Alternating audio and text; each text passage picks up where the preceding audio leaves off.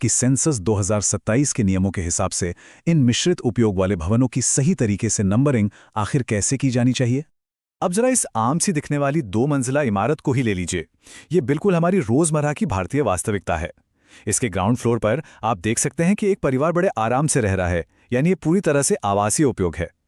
लेकिन जैसे ही हम पहली मंजिल की तरफ देखते हैं, वहां एक चालू बैंक है जो कि एक व्यावसायिक उपयोग हो गया। अब ढांचा तो एक ही है ना, छत एक है, नींव एक है। तो बड़ा सवाल ये उठता है कि गणना करते समय इसे एक मकान माना जाए या 2 अलग-अलग सेंसस हाउस। फील्ड में काम करते समय ये सच में एक बहुत बड़ी दुविधा बन जाती है। तो आइए इस उलझन को हमेशा के लिए सुलझा लेते हैं। हाँ, बिल्कुल साफ हैं। अगर एक ही भौतिक भवन यानी एक फिजिकल स्ट्रक्चर के अंदर अलग अलग तरह के उपयोग हो रहे हैं, जैसे कि हमारा ये आवासीय और व्यावसायिक वाला उदाहरण, तो उन दोनों हिस्सों को अलग अलग सेंसस हाउस माना जाएगा। बाहरी संरचना पूरी तरह से एक है, उसमें कोई बदलाव नहीं है।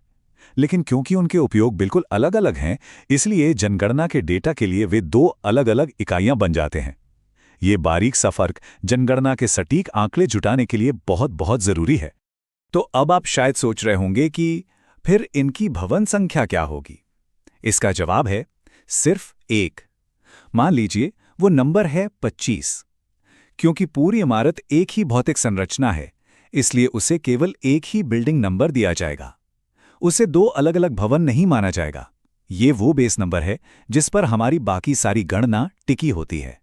तो अब जब हमने मुख्य भवन संख्या 25 तय कर ली है, तो उन 2 अलग अलग सेंसस हाउस की पहचान कैसे होगी जिनकी हमने अभी बात की। यहीं पर काम आते हैं सब नंबर्स यानी उपसंख्याएं। ग्राउंड फ्लोर जहां परिवार रहता है, उसका सेंसस हाउस नंबर हो जाएगा 25/1, और जो ऊपरी मंजिल है जहां बैंक चल रहा है, उसका नंबर होगा 25/2। ये तरीका ये पक्का करता है कि दोनों उपयोगों की बिल्कुल सटीक पहचान हो सके, और साथ ही ये भी साफ रहे कि ये दोनों उसी एक मुख्य भवन यानी भवन संख्या 25 का ही हिस्सा है। जब आप अपना HLB रजिस्टर भर रहे होंगे, तो इस भवन के लिए आपको 2 अलग अलग एंट्रीज करनी होंगी। पहली लाइन में आप 25/1 लिखेंगे और उपयोग वाले कॉलम में लिखेंगे आवासीय, और ठीक उसके नीचे दूसरी लाइन में 25/2 लिखा जाएगा और उपयोग में आएगा व्यावसायिक या फिर बैंक। ये रजिस्टर का वो हिस्सा है जहां उपयोग अलग होने की वजह से 2 अलग अलग सेंसस हाउस बिल्कुल साफ साफ रिकॉर्ड हो जाते हैं। इस तरह दर्ज करने से बाद में डेटा को लेकर कोई भी कंफ्यूजन नहीं बचता। इसके बाद बारी आती है सबसे अहम चीज की, हमारा नजरी नक्शा। इसे बनाते समय एक बहुत ही जरूरी बात का ध्यान रखना है।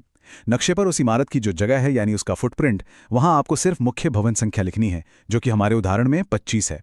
नक्शे के उस मुख्य बॉक्स के अंदर 25/1 या 25/2 लिखकर उसे एकदम से जटिल नहीं बनाना है। हाँ, अगर आप चाहें तो स्पष्टता के लिए उस भवन के बॉक्स के ठीक पास छोटे अक्षरों में 25/1 और 25/2 लिख सकते हैं। इस तरीके से आपका नजरी नक्शा बिल्कुल साफ सुथरा भी रहेगा और वो आपके HLB रजिस्टर की एंट्रीज के साथ 100% मैच भी करेगा। तो एक ही भवन में ऊपर और नीचे अलग अलग उपयोग होने वाली बात तो यहाँ एकदम साफ हो गई। लेकिन इस चर्चा को खत्म करने से पहले मैं आपके लिए एक सवाल छोड़ना चाहता हूँ। जरा सोचिए, क्या होगा अगर एक ही मंजिल पर, मान लीजिए ग्राउंड फ्लोर पर ही, एक तरफ किराने की दुकान हो और बिल्कुल दूसरी तरफ एक क्लिनिक चल रहा हो। दोनों के दरवाजे अलग हैं और उपयोग भी बिल्कुल अलग। ऐसे में उनका भवन नंबर और सेंसस हाउस नंबर कैसे तय किया जाएगा, इस बारे में जरूर सोचिएगा, क्योंकि फील्ड वर्क के दौरान इस तरह के पेचीदा मामले अक्सर हमारे सामने आते हैं। आज के इस विश्लेषण में हमारे साथ जुड़ने के लिए आपका बहुत बहुत धन्यवाद।